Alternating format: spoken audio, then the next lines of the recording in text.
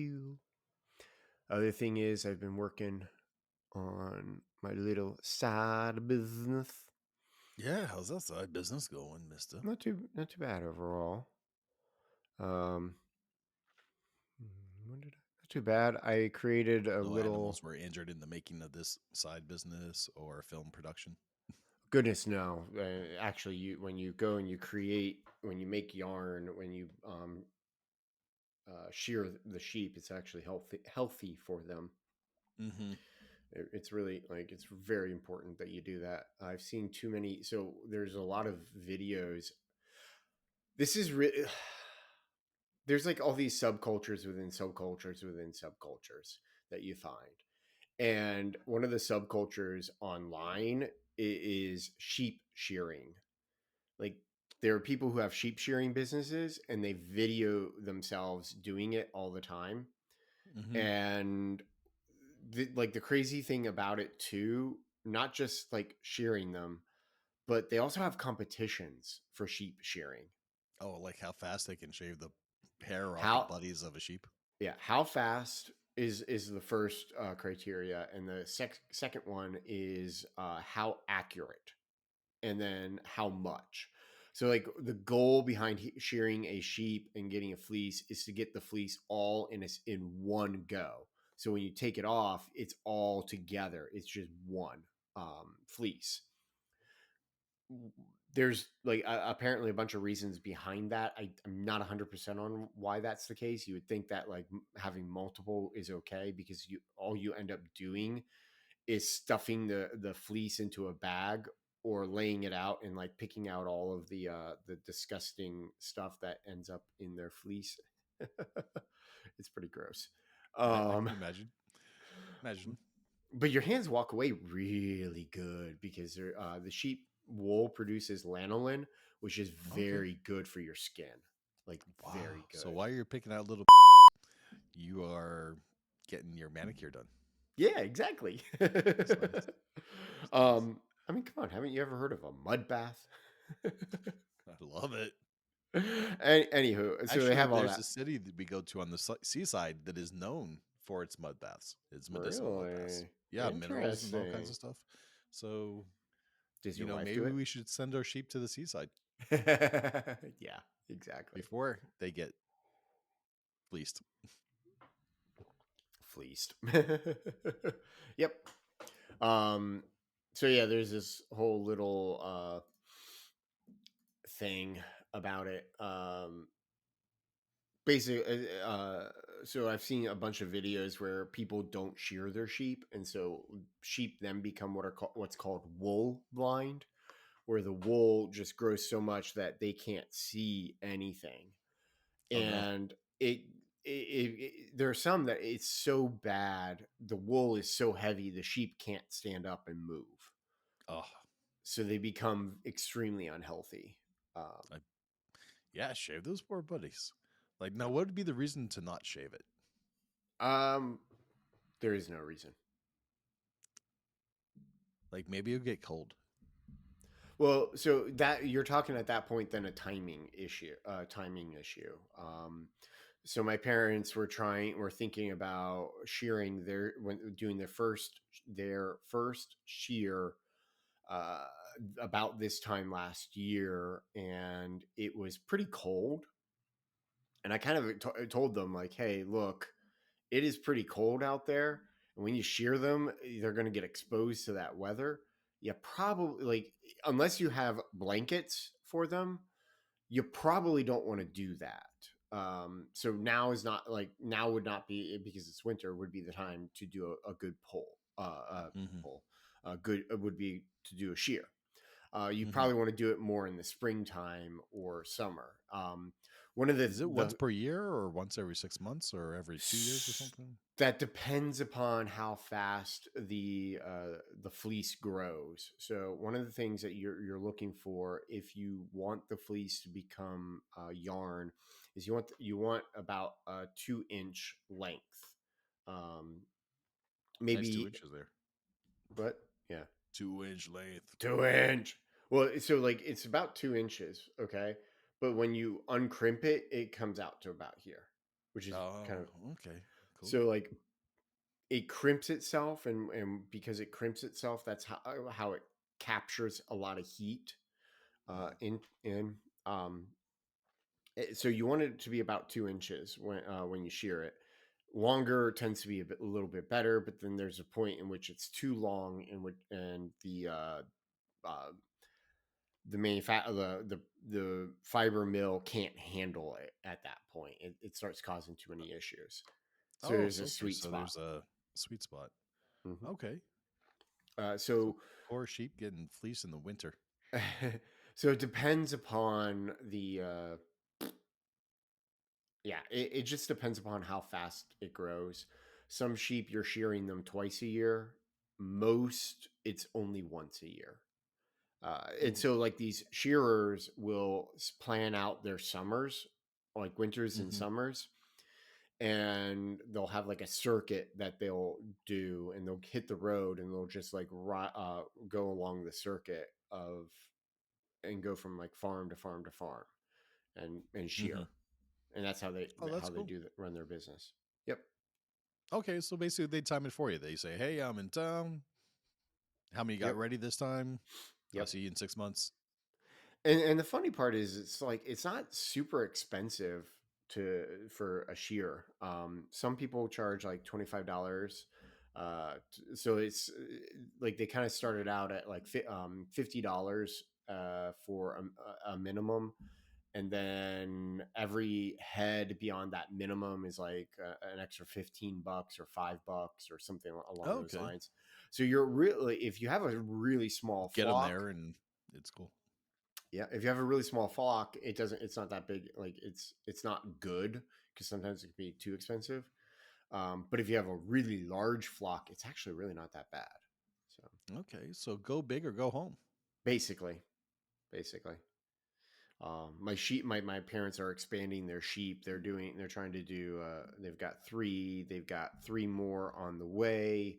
And then they've got a donkey coming too. So we'll see. Do you share the donkey too? No, no. Well, the funny part is, and I didn't realize this, but donkeys are actually donkeys are pretty intelligent. They're not like super intelligent, but they're pretty good. They're also very protective of livestock. Huh, So if they're raised around livestock, they become protective of them, which like a is dog. really, yeah, exactly, exactly. How funny. So Yep. what are they good for? Like a donkey, so donkey is a mix between a pony and a horse. No, that's a mule. A mule. Uh, a What's the mule donkey? is a mix between a donkey and a horse. Uh, Donkeys are a breed all of themselves. Oh, okay. Yep. Yep. Okay, donkeys are just an ugly horse. Basically. Hmm, cool. But they're also, because they're protective, they end up going and um, do, do, do, do, do. Like if a wolf were to come and try and attack the sheep, the donkey would come in and protect would attack the wolf. Oh, So that's so funny. yep, exactly. Cool. Good Yep. stuff. So donkey over horse, a donkey over a dog. Yes, because this donkey has already been raised around livestock. Okay, cool. Now, Whereas what else is a donkey good for other than now chasing away wolves? the other reason why they didn't get a dog yet is because my stepdad they have a dog already, Mhm. and that dog is extremely dog aggressive. Will So sees another dog, will attack that dog immediately on sight. Yeah. I have a special place for such dogs. Yeah, it's crazy. So yep. But getting back to my whole business thing, I've been working and trying out little funnels and stuff, and it's kind of Yeah, interesting. I ordered ClickFunnels today. Finally got around to doing that. Oh, geez. I want So the to, but it's so so much money.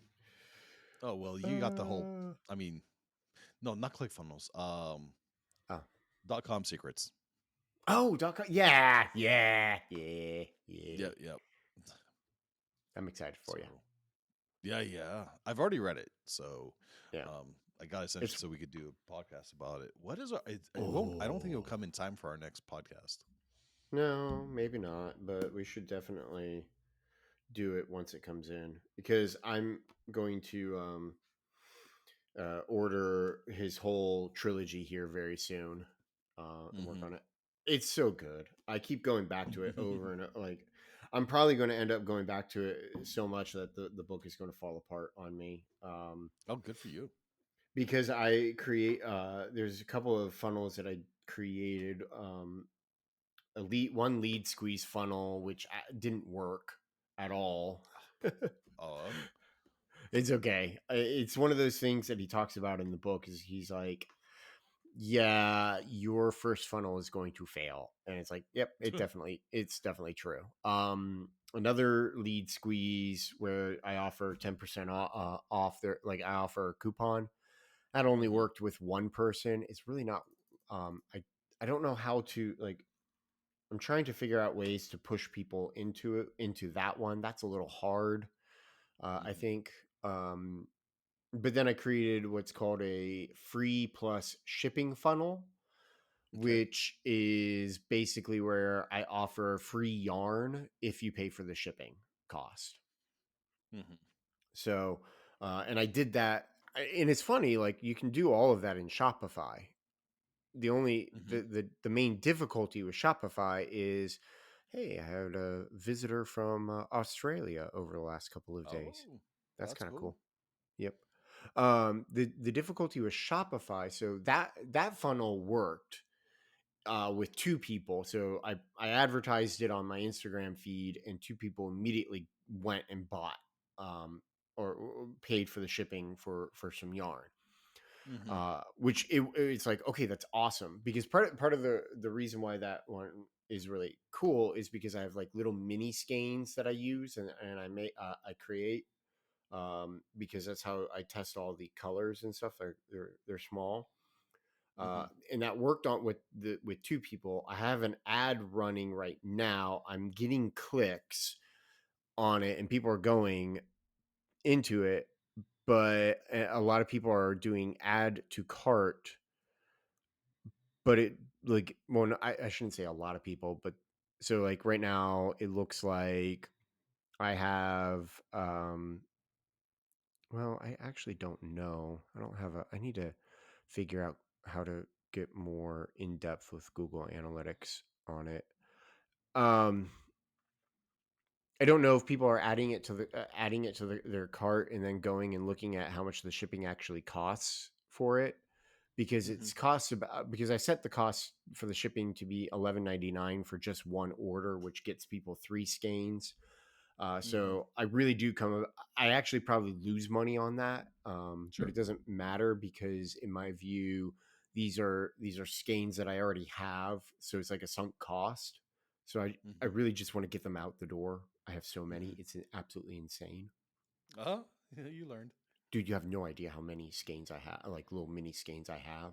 It's just beyond insane, and I don't know what to do with them other than give them away. Like, please take them. I want people to take them. Right, right. All There it is. yeah, anyway, so um There's a cost to inventory. yes, well, and see, that's one of the dangers too, is especially in certain states, and when you have an inventory, you have to pay taxes on your unsold inventory. Really? Yeah, Yeah, yeah, I know there's such a thing. It's weird. yeah, it's weird. It's like a warehouse cost. I don't like it. I think it's dumb. Is it in your state, such a tax? I got to double check, but I think so, which is really Uh-oh. frustrating. So, Yep. Put your which inventory somewhere else. Send it to another place. yeah, drop shipping. Yeah, Get drop shipping. yep. There's Um, there's Amazon's not the only warehouser out there. yeah, I could. I think I could use Etsy to do that for me, and I know Okay. of other drop shipping companies that work with Shopify as well. Anyway, um, yeah, taxes are coming up, and I'm gonna have to play with the taxes and get a good idea this year of what is the issue. Um, so Have fun with that. Yeah, whatever. It'll be fine. Anywho, so I got to figure out the whole free plus shipping one. All of this is designed for a reading mode. Um, Interesting. All of this is designed or it's meant to be designed for me to I don't know what you want to call it. Get leads, get people's emails, get them like their emails into my email list. So I'm I may play around with the shipping cost and see what people like. Um, I don't know. But free plus shipping works. Hmm. It's just trying to get people to convert. So he's got one of the cool parts about this too is that there's a section in here. Well, actually, there's like two sections in here that I think you would absolutely love. Um, there's like phone call scripts for you to use to sell Nice. people, back end phone funnel scripts. Like it work. They're really cool. Um, but then he also has a section in here called funnel audibles, like why or so he talks about how like figuring out the cost of a funnel and everything. Yep. But then he talks about, okay, why is your funnel not working? Here's things that like little things that you can do to change and make things work. And it's hard because it's like I really do want to purchase the ClickFunnels product, but it's such a huge monthly expense. It's like How I much is can't. it? At one time it was 49 a month. I've seen it at like 300 a month, and Yeah. yeah, Hold on. I don't know what it is nowadays. It is like 200 a month 200 a month. for the basic. Well, Oh, no, no, no. It's 130 a month for the basic. hmm, But the problem, like, and it says, and it's they have billed. that money for marketing. Yeah, yeah, exactly. 127 times. It's 1,500 a year. Hmm. But for me, at my small, because I'm such a at such a small scale at the moment, my Shopify expense is like 300 a year for like getting everything with Shopify, which Hmm. does pretty much everything that I need. Um, I don't know though. I don't know. I may sink the money into doing ClickFunnels at some point. If you But can do monthly, give it a 3 month try. yeah, because really what I need. This is the frustrating part with it is I need the e-commerce storefront because I have returning customers, and Yep. that's the main reason why I need it. If I didn't have returning customers at all, didn't need any of that stuff, then I wouldn't. I would probably do ClickFunnels for everything. But oh well, Hmm. maybe I Have do. they haven't implemented their payment portal though yet, have they? Oh, they have a payment ClickFunnels. Yeah, ClickFunnels. No, they have a payment portal. It's the they haven't gotten to the e-commerce just yet. It's coming though. Hmm. It's coming. It's just not there yet. So I don't know. We'll see. But one of the biggest things that I really have been enjoying is I've been playing around with ConvertKit. Holy cow, ConvertKit is amazing. That is Oh awesome. yeah. Yeah, I love it. It's so cool. It's good. Mm. I Okay. like it. Yeah. Well, you got to tell me more about it when you've got some results. I'm excited to see how that goes. I'm getting some results, but one of the biggest results that I'm getting with ConvertKit is people are unsubscribing. Um, Hmm. so what I've did is I've taken his recommendation in here. So one of the things that he says is that he's like, okay, build your email list. So it's like, okay, well, building my email list is definitely the first step and what I really want to do. Hmm. But then what he talks about again, So you really need to get this book so we can talk about all of this stuff in depth and like really like dig into this. And then maybe what we can do is use our businesses as little case studies and talk Yeah, about that'd be fun. the That'd be an funnels. ongoing series, Yeah, a mini series. yeah, I like that. That's a great idea. Um, Anywho, so like one of the things that he talks about in here, you know what? Maybe I will because I have Monday off. So maybe what I'll do is do because ClickFunnels offers like a 7 day or 14 day free trial. Um, yeah, I think I have a plan now. So I'll probably I may try and sign up. I may try to sign up for it and then create a couple of little simple funnels in there, and then create some what do you call some posts, and then blast those posts for a couple of days and see what happens. Hmm. I think I could do that. I think that'll work.